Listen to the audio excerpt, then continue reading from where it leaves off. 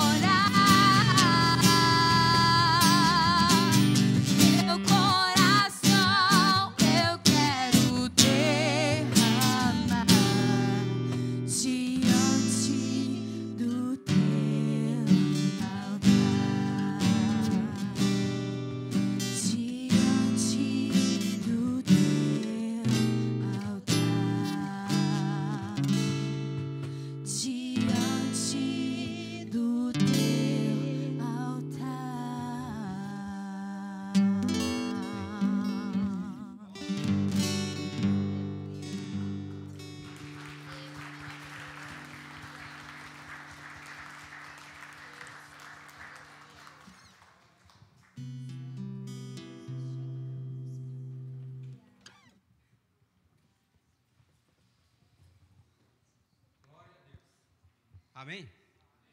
Graça e paz, meus amados. Sentai-vos.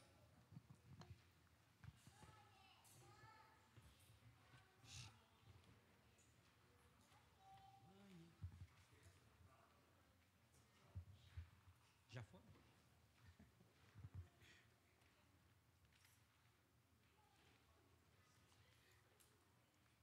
Vamos esperar um pouquinho as crianças saírem.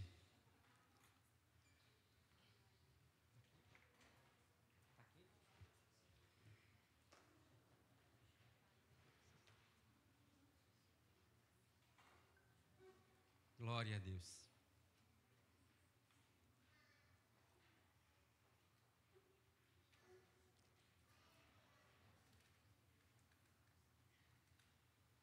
Que bom estarmos mais uma vez juntos para ouvirmos a palavra de Deus. Amém? Bom, queridos, por 2 fins de semana ministramos aqui sobre santificação e sobre recalcitrar contra os aguilhões. Creio que alguns que estavam aqui devem lembrar. E podemos resumir essas 2 ministrações numa passagem bíblica, Hebreus 12, 14, que fala, deixa só eles girar aqui que já sai. Porque sem santificação, ninguém verá ao Senhor, sim ou não? É o que a palavra diz. Mas como sermos santos? Onde Deus diz, sede santos como eu sou santo. Alguém consegue ser santo como Deus? Difícil, né?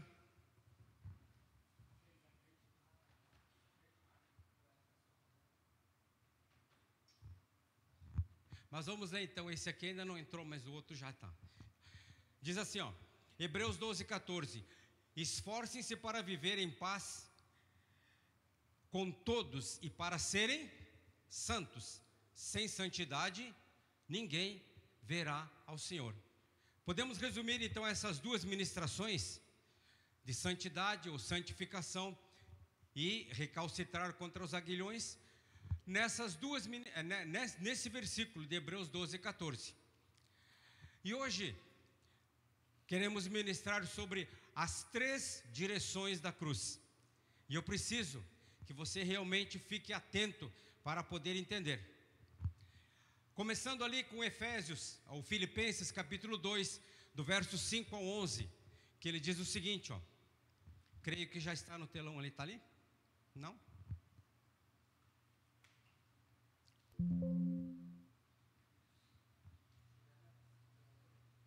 Está ali?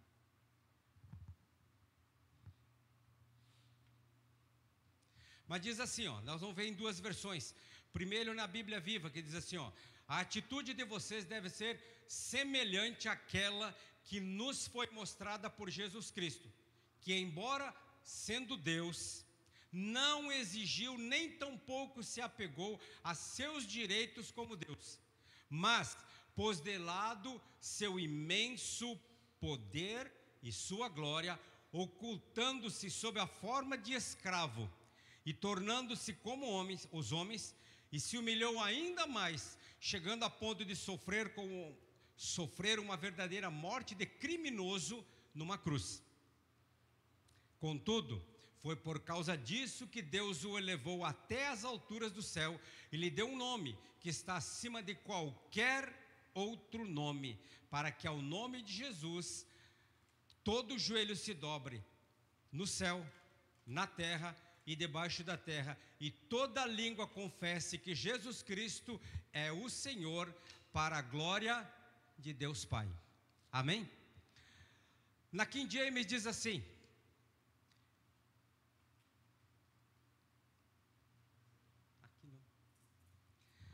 tende em vós o mesmo sentimento que houve também em Cristo Jesus, o qual, tendo plenamente a natureza de Deus, não reivindicou ser igual a Deus, mas, pelo contrário, esvaziou-se a si mesmo, assumindo plenamente a forma de servo e tornando-se semelhante aos seres humanos. Assim, na forma de homem, humilhou-se a si mesmo, entregando-se à obediência até a morte e morte de cruz. Por isso Deus também o exaltou sobremaneira a mais elevada posição e lhe deu um nome que está acima de qualquer outro nome, para que ao nome de Jesus se dobre todo o joelho que estão nos céus, na terra e debaixo da terra, e toda língua confesse que Jesus Cristo é o Senhor, para a glória de Deus Pai. Amém? Queridos, a cruz do Calvário é o ponto central da vida e do ministério do Senhor Jesus. É a cruz. Os mais diversos milagres, desde a transformação da água em vinho, até aos mortos que Jesus ressuscitou, não fosse o Calvário, seriam apenas obras que talvez estivessem registradas nas páginas da história. A cruz é o centro. Mas quando o Cordeiro de Deus aceitou o seu sacrifício naquela cruz, oferecendo-se imaculado, ou seja, sem defeitos, a Deus por nós, ele estava quebrando todas as cadeias da morte e comprando com o preço de sangue a salvação e o resgate das nossas vidas. Posso ouvir um amém? Ou seja, a cruz do Calvário é o lugar onde o leão se fez cordeiro, onde o Deus se fez homem, onde o sacerdote tomou o lugar do pecador. O Calvário é o lugar onde o advogado se fez réu. A cruz do Calvário é o lugar onde a oliveira verdadeira se fez raiz em terra seca. A cruz do Calvário é o lugar onde o preço da nossa salvação foi pago. Amém? O apóstolo Paulo, no texto aos Filipenses, escreve o sentimento de amor que levou Jesus a renunciar à sua glória, à sua divindade e os seus atributos pertencentes a ela, a sua divindade, para morrer em nosso lugar. Ele tomou o nosso lugar. Por isso, o Calvário é o centro de tudo. Se Jesus tivesse vivido, feito todos os milagres, quem sabe teriam sido registrados na história. Mas se não fosse o Calvário, quem sabe ele tivesse sido esquecido. Paulo declara que Jesus, na eternidade, existiu na forma de Deus, mas não teve por usurpação, ou seja, não se apegou ao fato de ser igual a Deus, porém, esvaziando-se a si mesmo, assumindo a forma humana e tornando-se servo, escravo, e foi obediente até a morte, e morte de cruz. Por que essa expressão forma de cruz? E morte de cruz? A razão desse morte de cruz é que a morte de cruz para os gregos e judeus e também romanos era considerada a mais humilhante das mortes. Considerando que a morte em si já é uma humilhação, porque ela aborta projetos e sonhos, a morte de cruz era tida como uma exposição pública, reservada para os perturbadores da paz social. E é aquele fraldão que a Igreja Católica bota, Jesus que está naquela cruz não existiu. Jesus estava nu. E para um judeu, a nudez ou expor as suas vergonhas é algo que inconcebível. E foi como Jesus ficou naquela cruz. Mas mesmo sendo a cruz reservada para humilhar e por fim a vida dos piores criminosos, Paulo declara que a cruz do Calvário não foi o lugar onde Cristo foi humilhado e derrotado. Não foi. Paulo disse que no Calvário Deus exaltou a Jesus Cristo soberanamente e lhe deu um nome que está acima de todo o nome. Amém? Isso significa dizer que na história da humanidade não há nome sequer que possa ser escrito na mesma linha de hierarquia, de autoridade que o nome de Jesus. O nome de Jesus está acima de todo nome. E Paulo declara que diante do nome de Jesus se dobrará todo o joelho dos que estão nos céus, na terra e debaixo da terra, e que toda língua confessará que Cristo Jesus é o Senhor, para a glória de Deus Pai. Amém, queridos? O nome de Jesus é o nome sobre todo nome. Então o Calvário, ao contrário do que Satanás esperava, foi o lugar onde Jesus tomou de volta a glória que havia renunciado ao se tornar homem. No Evangelho de João, capítulo 17, verso 1, diz o seguinte, olha o que Jesus diz: Pai, chegou a hora, glorifique o seu Filho, para que o seu Filho possa glorificar o Senhor. Quando nós analisamos a figura da cruz, observamos que ela aponta para 3 direções. Em primeiro lugar, a cruz aponta para baixo. Ela foi fincada entre as pedras do Monte Calvário. E apontando para baixo, a cruz simboliza a vitória de Jesus e a derrota completa de Satanás e seus demônios. Amém? Amém, queridos?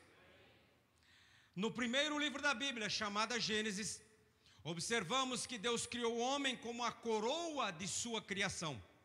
E por causa disso, porque o homem foi feito à imagem e semelhança de Deus, Satanás se colocou contra o homem e buscou sua derrota. Satanás se tornou nosso inimigo quando Deus nos fez igual a ele, ou a sua imagem e semelhança. Pois era isso que o inimigo queria, ser semelhante a Deus. Ele diz: subirei ao mais alto monte e serei semelhante ao Altíssimo. Então, no capítulo 3 de Gênesis, vemos Satanás investindo contra o primeiro casal no Jardim do Éden e derrubando a raça humana, levando-a ao pecado e ao fracasso, de tal maneira que em Isaías 59, capítulo 59, verso 2, diz assim, mas as vossas iniquidades fazem separação entre vós e o vosso Deus, e os vossos pecados encobrem o seu rosto de vós, para que não vos ouça. Isso faz o pecado. Por que quando nós pecamos, se nós não temos consciência de nos arrependermos, confessarmos os nossos pecados e pedirmos perdão, a primeira coisa que se faz é se esconder. Se esconde do pastor, se esconde dos irmãos e sai da igreja. Sim ou não? Quantos você conhece que já fizeram isso? Por quê? Os vossos pecados encobrem o seu rosto de vós, para que não vos ouça. Então, ao longo de todo o Antigo Testamento, cada homem que Deus levantava, para que através dele Deus fosse honrado, o inimigo lançava tropeços para manchar a sua história. Abraão conta com Agar em sua biografia, quando Deus diz que de Sara seria a sua descendência. Sara envelhece, Abraão envelhece, e daí tem uma magnífica ideia, toma minha escrava e tenha um filho que seja meu. E aí nós sabemos as consequências. Moisés, em vez de obedecer a Deus e falar com a rocha, ele se irrita e fere a rocha. Davi tropeçou em Batseba. Salomão, o homem mais sábio e mais rico da história, envaideceu-se em seu coração. Porém, um dia, em um estábulo, em meio aos animais, pois nas hospedarias não havia mais vaga para ninguém, uma virgem da região da Galileia, que estava em Belém e se achava grávida, sentiu as dores de parto. E o seu companheiro José teve o privilégio de ser o primeiro a ter em seus braços o Salvador da humanidade. Amém, queridos? E quando a criança chorou, um coral de anjos bradou dizendo o que está em Lucas, capítulo 2, verso 14. O que diz?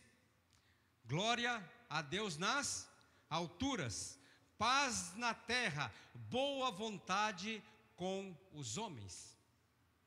A história começou a mudar de rumo, porque Satanás começa a perder espaço, mas o inimigo não se deu por vencido e buscou acabar com Jesus.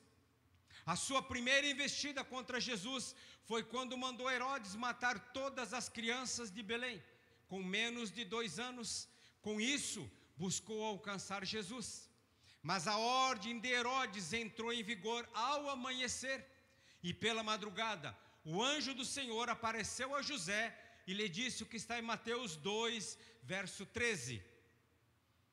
Levante-se e fuja para o Egito com o menino e a mãe, disse o anjo, e fique lá até que eu mande você voltar, porque o rei Herodes vai tentar matar o menino. Milhares de crianças foram mortas naquele infanticídio. Satanás esperava que o menino Jesus estivesse entre os mortos. Mas 13 anos mais tarde, Jesus aparece no templo ensinando a lei aos doutores da lei mosaica e anunciando que a vitória estava em pé, porque Deus havia se movido em favor da humanidade. Amém? E em Mateus capítulo 4, a Bíblia diz que Jesus venceu a Satanás quando este o tentou no deserto. Porém, a vitória final de Jesus sobre o inferno está registrada nos últimos capítulos dos evangelhos, quando Jesus chama Pedro, Tiago e João e lhes diz o seguinte, Mateus 26, 38. A minha alma está profundamente triste até a morte. Ficai aqui e vigiai. E a Bíblia diz que Jesus foi ao Getsemane. E ao chegar lá, se afastou dos discípulos cerca de um tiro de pedra. Mateus 26, 39, que fala assim, E avançou um pouco mais, inclinou-se com o rosto no chão e orou: Meu Pai, se for possível, afasta de mim este cálice de mim. Contudo, eu quero que seja feita a sua vontade e não a minha. E você sabe que Deus ouviu o que Jesus falou? Sabe por quê? A Bíblia é algo maravilhoso, nada está solto na Bíblia. Aqui diz que Jesus pede para que o Pai afaste o cálice dele. E lá em Apocalipse, nós vamos ver daqui um pouco, ali diz que houve silêncio no céu por cerca de meia hora. Você sabe qual foi esta meia hora de silêncio? Foi o tempo em que Jesus pede para que se afaste dele o cálice. Hebreus diz que Deus ouviu a Jesus. E os anjos ficaram esperando qual seria a resposta de Jesus. E mesmo Deus tendo ouvido Jesus, ele disse depois de meia hora: mas não se faça o que eu quero, mas sim o que tu queres. E por isso hoje nós podemos dizer que somos salvos por Cristo Jesus, fomos feitos filho do Deus vivo. Posso ouvir um amém? Não se faça a minha vontade, ou não se faça o que eu quero, mas sim a tua vontade, o que tu queres, o que tu projetou. E o texto diz que ele começou a suar grandes gotas de sangue. E a medicina declara que esse fenômeno chama-se hematidrose, que é quando o estado de angústia é tão grande que os vasos sanguíneos periféricos começam a se romper e a pessoa, ao invés de suar água, ela soa sangue. E a palavra declara que Deus mandou um anjo para consolar a Jesus, e só então Jesus declara: é a meia hora aquela, todavia seja feita não como eu quero, mas como tu queres. Em outras palavras, Pai, faça-se a tua vontade e não a minha. Lucas 22, 42. Pai, se o Senhor quiser, afasta de mim esse cálice, porém, eu quero fazer a sua vontade e não a minha. Então apareceu um anjo do céu que o fortalecia, porque ele estava em tal agonia de espírito que começou a suar sangue, com gotas caindo ao chão, enquanto orava cada vez mais fervorosamente. Ou seja, Jesus foi ao Calvário, arrastando pelas ruas de Jerusalém a cruz que era minha e que era sua. E ao chegar ao Calvário, Jesus foi pregado no madeiro. Foi então que o inferno achou que o projeto da salvação estivesse falido, estivesse acabado. Mas à medida que o sangue do Cordeiro jorra no madeiro, a Bíblia diz no livro de Hebreus que o sangue de Jesus começou a clamar, e clamava mais alto que o sangue de Abel. Olha o que diz Hebreus 12, 24. E ao próprio Jesus, que nos trouxe uma nova aliança, e ao sangue salpicado que perdoa gratuitamente, em vez de clamar por vingança, como fez o sangue de Abel. O sangue de Abel clamou por vingança. O sangue de Jesus perdoou gratuitamente. Amém? E nós muitas vezes desmerecemos esse gratuitamente e vivemos uma vida como o mundo vive.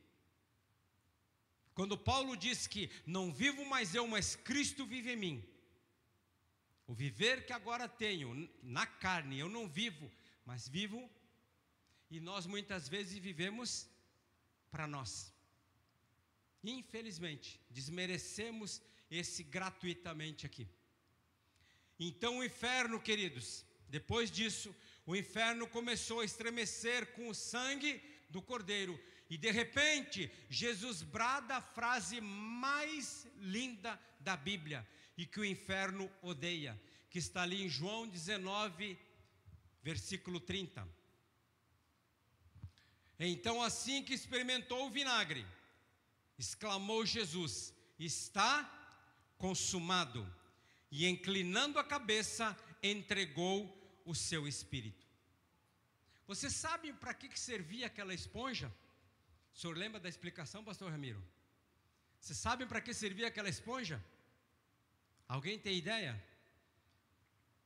Aquela esponja, queridos, era usada para limpar quando os romanos faziam as suas necessidades. Aquele vinagre ali tinha uma esponja que o escravo limpava as partes íntimas dos romanos. E naquela monte ali, Calvário, os soldados estavam fazendo as suas necessidades, limpando com aquela esponja, e com aquela esponja o soldado botou aonde? Na boca de Jesus. Tudo isso ele sofreu por mim e por você. É pouca coisa? Mas muitas vezes nós desmerecemos. Tornamos banal esse gratuitamente. Para boa parte dos religiosos, queridos, está consumado é um pedido de misericórdia, é um grito de entrega. Mas na Bíblia Sagrada, está consumado é um brado de vitória. Ao bradar, está consumado, Jesus declarava: Pai, eu terminei a obra, cumpri as profecias e paguei o preço da salvação. Hoje podemos adorar a Deus porque já está consumado. Hoje podemos declarar: o preço já foi pago. Posso ouvir um amém?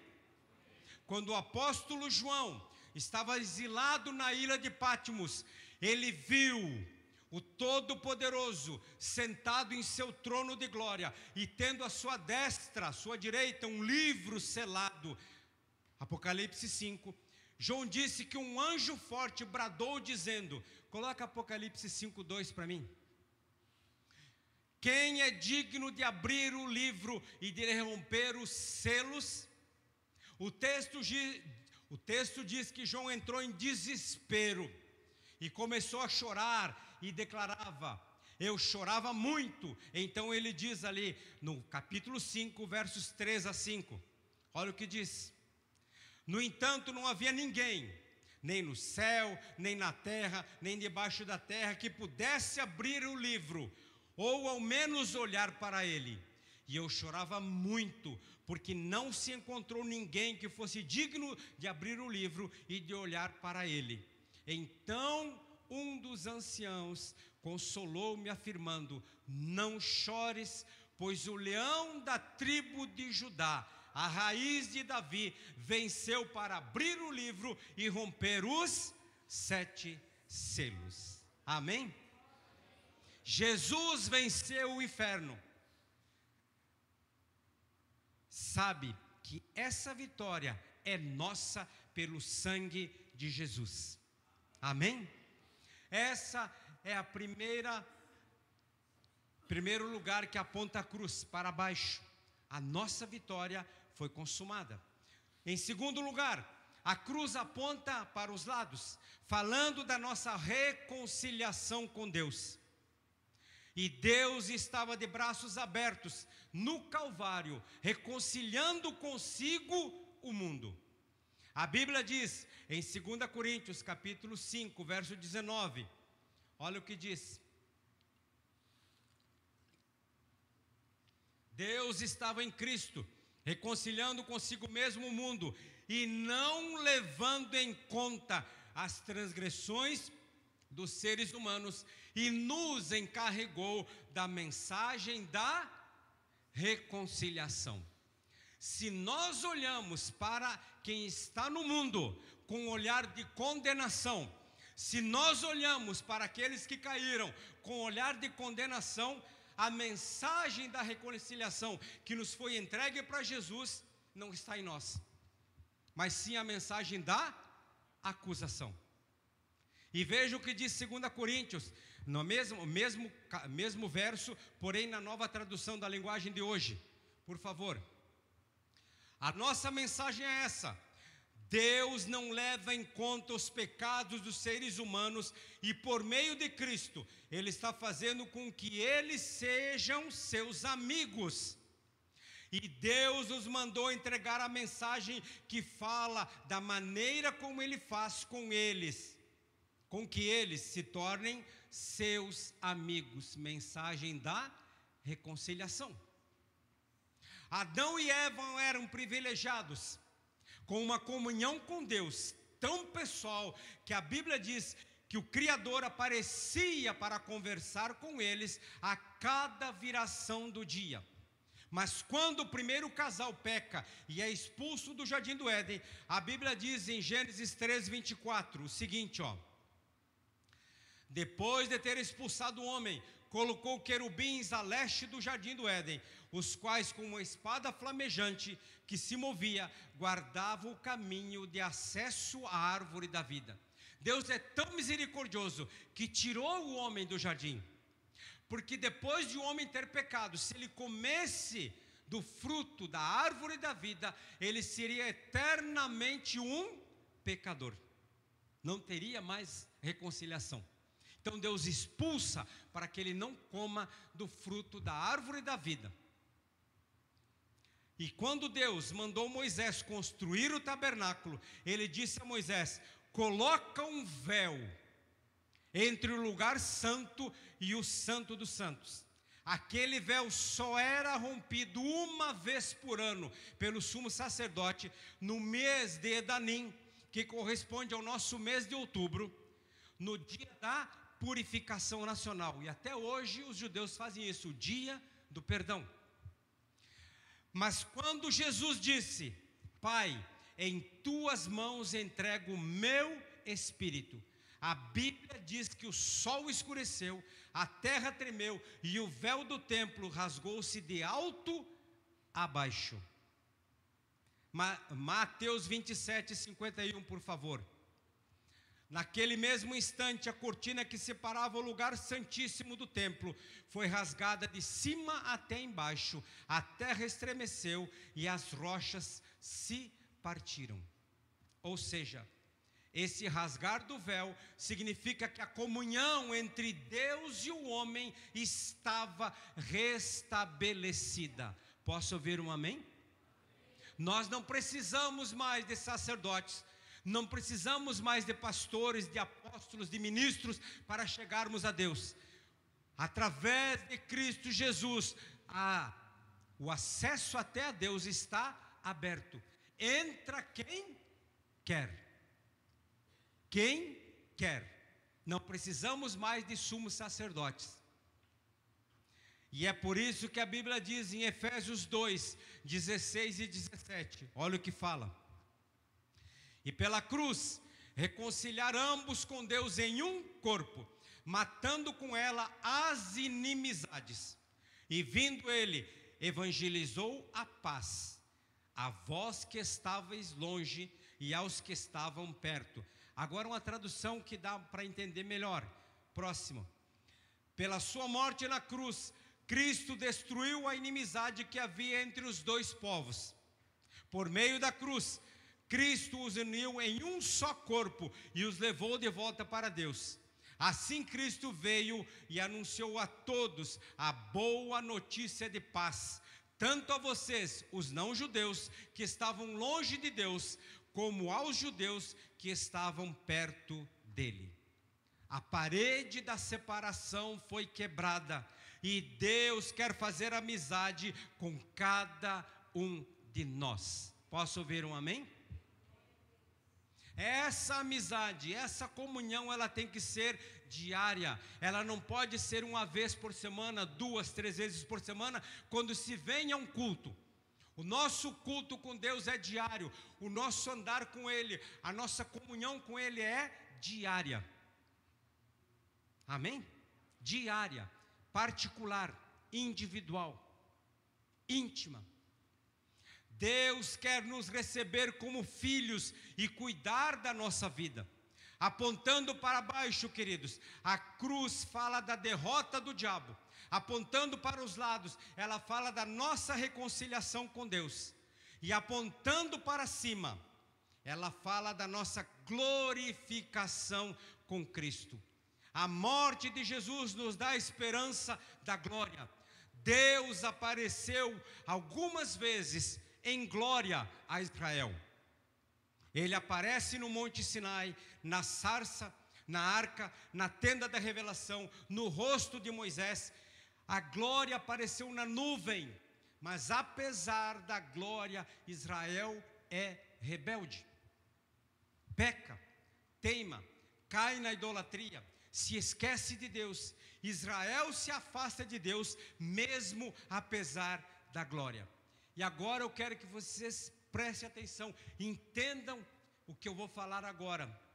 Vou ministrar aqui, continuando aqui, mas você precisa entender o que a cruz representa apontando para cima. Ezequiel capítulo 10, verso 4, diz assim, ó. Por que eu estou dizendo? A glória de Deus apareceu muitas vezes a Israel, mas Israel foi rebelde, pecou, teimou, caiu na idolatria, se esqueceu de Deus. E aí então olha o que Ezequiel vai falar. Então a glória do Senhor saiu de sobre os querubins, porque a glória ficava atrás do véu, no Santo dos Santos, em cima da tampa da arca. Então a glória do Senhor saiu de sobre os querubins e se colocou na entrada do templo. Ela sai do Santo dos Santos e vai para a entrada do templo. O templo ficou cheio da glória de Deus, enquanto o pátio brilhava com a maravilhosa luz da glória do Senhor. Esse texto nos mostra que a glória de Deus saindo do Santo dos Santos. Por quê? Por causa do pecado da idolatria de Judá. A glória sai do lugar santíssimo, depois do véu, e vai para a nave do templo. Isso era o jeito de Deus dizer a Judá: eu vou manifestar a minha glória a olho nu, para ver se você se converte, ver se Judá se converte. Mas Judá continua pecando. Então a glória sai do templo, versos 18, e vai para a porta. Ezequiel 10, 18. Cuide só, Santo dos Santos, para a porta. Da porta, olha o que diz aqui, ó. Então a glória do Senhor sai de sobre a entrada do templo e se colocou acima dos querubins. Deus está dizendo: se vocês não pararem de pecar, eu vou tirar a minha glória da casa e vou levar embora.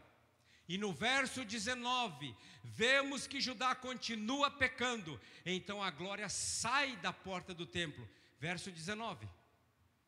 Viu os querubins começarem a voar, acompanhados pelas rodas. Chegaram à porta oriental do templo do Senhor e ali pararam. A glória do Deus de Israel estava acima dos querubins. E continua.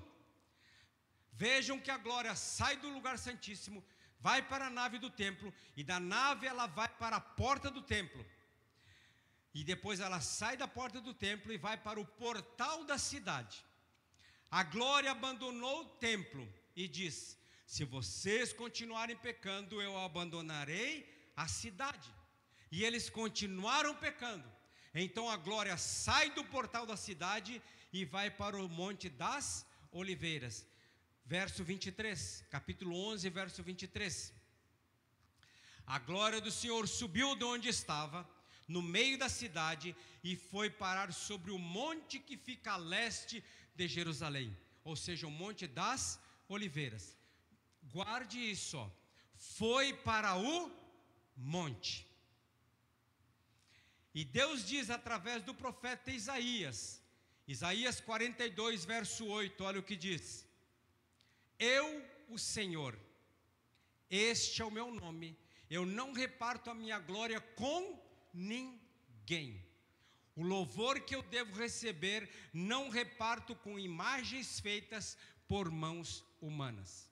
Ou seja, acabou. A terra não viu mais a glória de Deus. Porém, um dia, uma jovem virgem estava grávida, sente as dores de partos, mas não há maternidade, não há hospedagem, e ela dá à luz no abrigo de animais, ou seja, numa manjedoura. E João escreve, João capítulo 1, verso 14. Aquele que é a palavra, tornou-se um ser humano e morou aqui na terra entre nós, cheio de graça e de verdade, e vimos a sua glória, a glória do Filho único do Pai Celeste.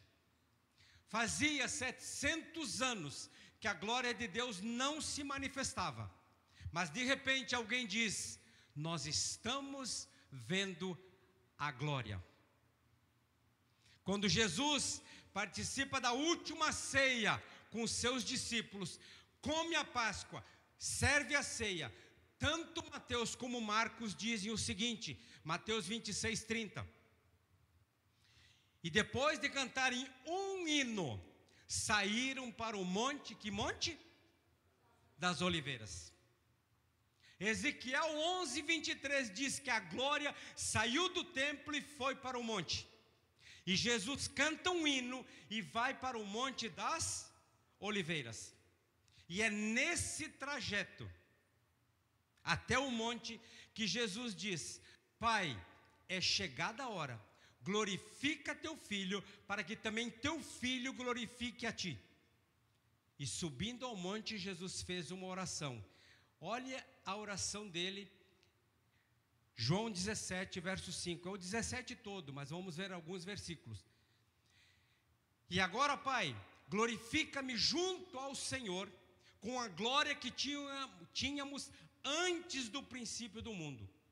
Outra versão diz assim, ó: e agora glorifica-me tu, ó Pai, junto de ti mesmo, com aquela glória que tinha contigo antes que o mundo existisse. Em outras palavras, coloca para mim, por favor. Pai, me glorifica com aquela glória que eu tinha contigo antes da fundação do mundo.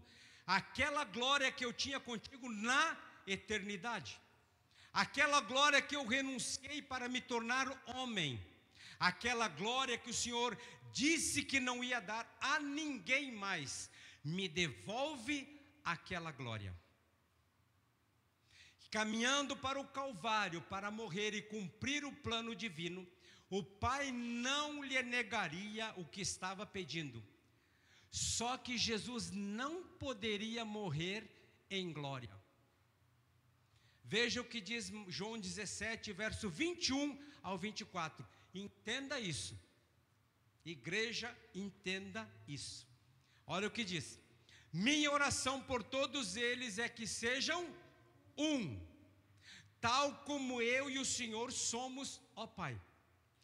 Porque assim como o Senhor está em mim e eu no Senhor, assim estejam Ele em nós, para que o mundo creia que o Senhor me enviou.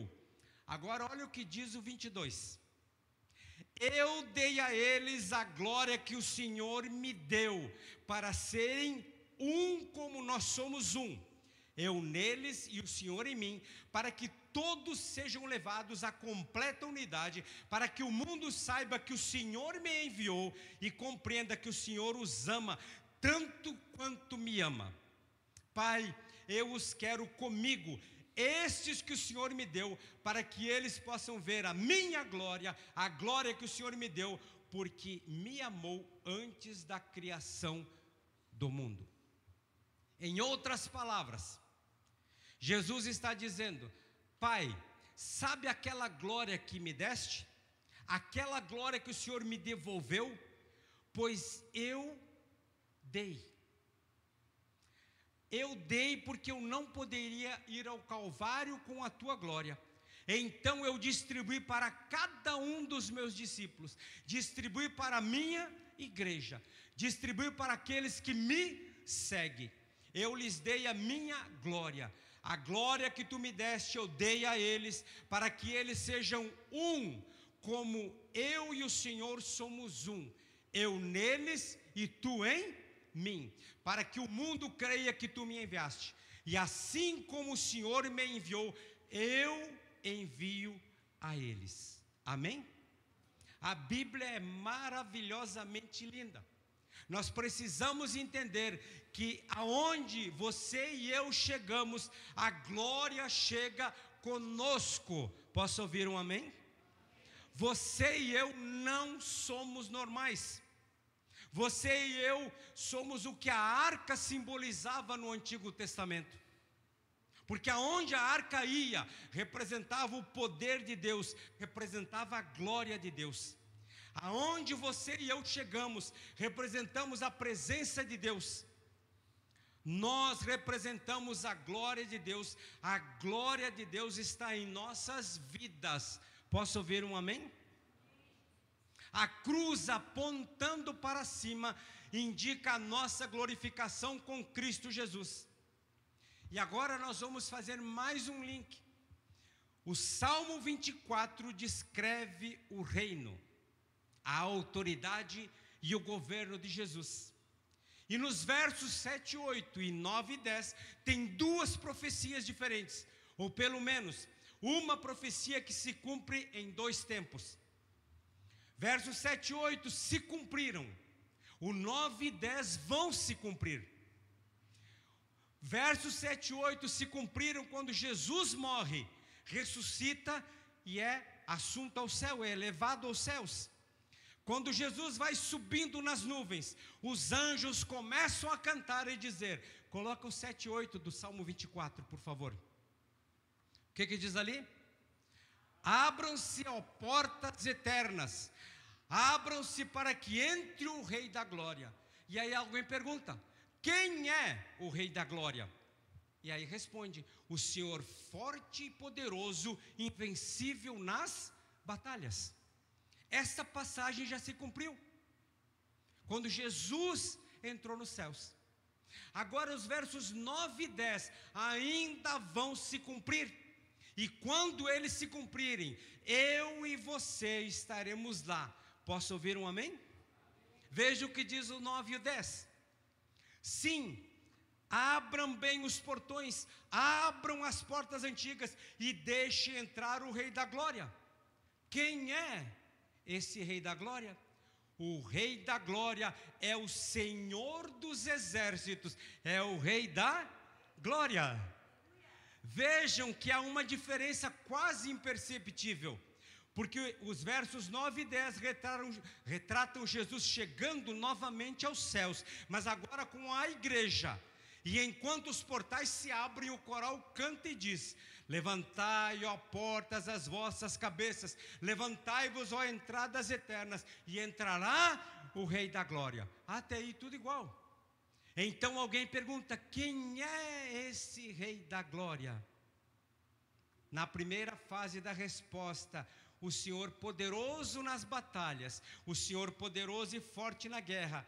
Mas agora, na segunda fase da profecia, a resposta é o quê? Coloca para mim ali, ó. O Senhor dos Exércitos, Ele é o Rei da Glória. Eu e você vamos entrar nas mansões celestiais em glória, guiados pelo Rei da Glória, para viver sempre em sua glória. Posso ouvir um amém? Por isso, queridos, nós temos que dar glória a Deus, glorificar a Deus, aplaudir a Deus, pois nós estaremos na glória com o nosso Rei. A Bíblia diz que Jesus é o Senhor da glória. Jesus morreu, mas ao terceiro dia as cadeias da morte foram quebradas. E o capítulo 28 de Mateus diz que um anjo com aparência de relâmpago removeu a pedra do sepulcro. E ressuscitado, Jesus declarou o que está ali em Mateus 28, 18, por favor. Então Jesus aproximou-se dos seus discípulos e disse: toda a autoridade no céu e na terra foi entregue a mim, a Ele. E em Apocalipse capítulo 1, verso 18, diz assim, ó: eu sou o que vive, estive morto, mas eis que estou vivo por toda a eternidade, e possuo as chaves da morte e do inferno. Jesus ressuscitou, foi elevado aos céus, e Apocalipse 5, verso 12 e 13 diz o seguinte, ó: eles proclamavam em alta voz: digno é o Cordeiro que foi morto de receber a plenitude do poder, riqueza, sabedoria, força, honra, glória e louvor. E em seguida ouvi todas as criaturas existentes no céu, na terra, debaixo da terra e no mar, e tudo que neles há, que exclamavam: ao que está sentado no trono e ao Cordeiro sejam o louvor, a honra, a glória e o domínio pelos séculos dos séculos. Amém. Por mais de 2000 vezes está escrito na Bíblia que o dia da volta de Jesus chegará. Ele aparecerá e convidará a sua noiva a entrar nos portais eternos.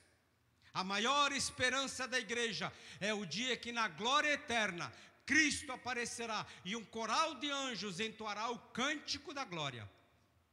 E o Espírito Santo vai conduzir a igreja ao encontro daquele que nos salvou e projetou a vida eterna para aqueles que creem no seu nome. Por isso, alimente essa esperança. Nós vamos entrar na eternidade com o nosso Rei. O inferno queria esconder essa mensagem do Calvário. Os romanos subornaram os soldados para dizer que Jesus havia sido roubado. Mas o Espírito Santo espalhou a mensagem do Evangelho, porque Jesus está vivo. E nós pregaremos a mensagem do Calvário até que Ele venha. A mensagem da reconciliação. Amém? Feche seus olhos.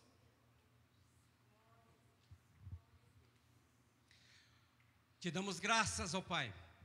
Te louvamos, porque o Teu plano, o Teu projeto, o Teu propósito, que foi estabelecido desde antes, lá na eternidade, se cumpriu em Cristo Jesus. E toda a glória que lá em Ezequiel saiu lá do Santo dos Santos e foi até o monte, abandonando a cidade, Cristo a tomou de volta. E posteriormente, antes de ser crucificado, Ele deu essa glória à sua igreja, que somos nós. Pai, que nós não manchemos essa glória, que nós não banalizemos essa glória, mas que nós tenhamos consciência que assim como a arca da aliança levava a presença, era a representação de Deus na terra, nós como igreja hoje somos os que transportam a glória de Deus. Pai, que nós, nesta consciência, possamos ministrar, possamos pregar o Evangelho da reconciliação, possamos anunciar que Cristo vive e que Ele reconciliou os homens com Deus. Ele naquela cruz tomou os nossos pecados, tomou as nossas enfermidades, tomou as nossas iniquidades e nos reconciliou com Deus. Morreu a nossa morte. Jesus não tinha do que morrer e nós não tínhamos do que viver, mas Ele se fez pecado para que hoje nós pudéssemos viver a vida, e vida em abundância, vida saudável, vida sadia, vida santa que Ele projetou para nós. Pai, que nesta consciência nós possamos ser exemplos para este mundo perdido. E assim como Paulo disse, sede meus imitadores como eu sou de Cristo, nós possamos viver o Evangelho e declarar para as pessoas com as nossas atitudes que eles podem nos copiar, podem ser nossos imitadores, porque nós estamos imitando a Cristo. Pai, em nome de Jesus, que nós nessa consciência possamos destruir as obras do inferno, possamos destruir as obras do diabo, possamos saquear o inferno e povoar os céus, possamos realmente, ó Pai, fazer com que multidões adentrem aos portais eternos, e quando Cristo nos chamar, nós possamos ver junto a nós uma multidão das quais nós fomos exemplos, em nome de Jesus. Muito obrigado, ó Pai, por esta palavra, que esta palavra possa descer ao nosso coração e sair não só pela nossa boca, mas pelas nossas atitudes a cada dia. E assim, ó Pai, o Teu nome possa ser glorificado através das nossas vidas, e nós seremos zelosos a dar a Ti o louvor, a honra e a glória, em nome de Jesus. Amém, amém e amém. Aplaudamos a esse Deus maravilhoso.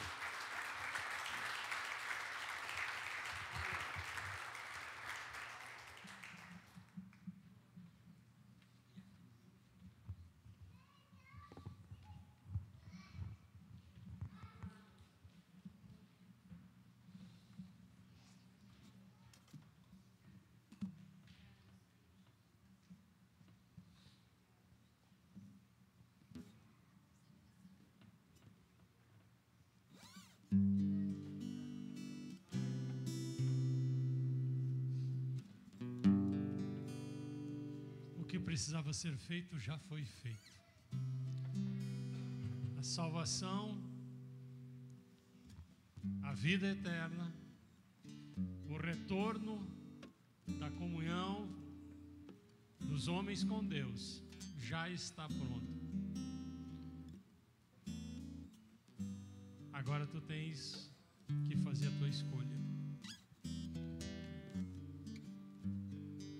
A parte de Jesus já está pronta. A aliança de Deus já está oferecida. Agora tu tens que tomar parte dessa aliança, fazer a tua parte, aceitar o que Jesus já fez. E se eu não aceitar? A palavra de Deus é muito clara. Aquele que crer será salvo, e aquele que não crer já está condenado. Não precisa fazer nada para ir para o inferno. Nós nascemos em pecado. Para ir para o céu, nós precisamos tomar a nossa decisão. E antes de encerrarmos esse culto, eu quero aproveitar esse momento para dizer que ainda temos algumas poucas fichas por encontro com Deus. Esse encontro com Deus tem mudado vidas, tem mudado realidades. Esse encontro com Deus tem transformado famílias inteiras.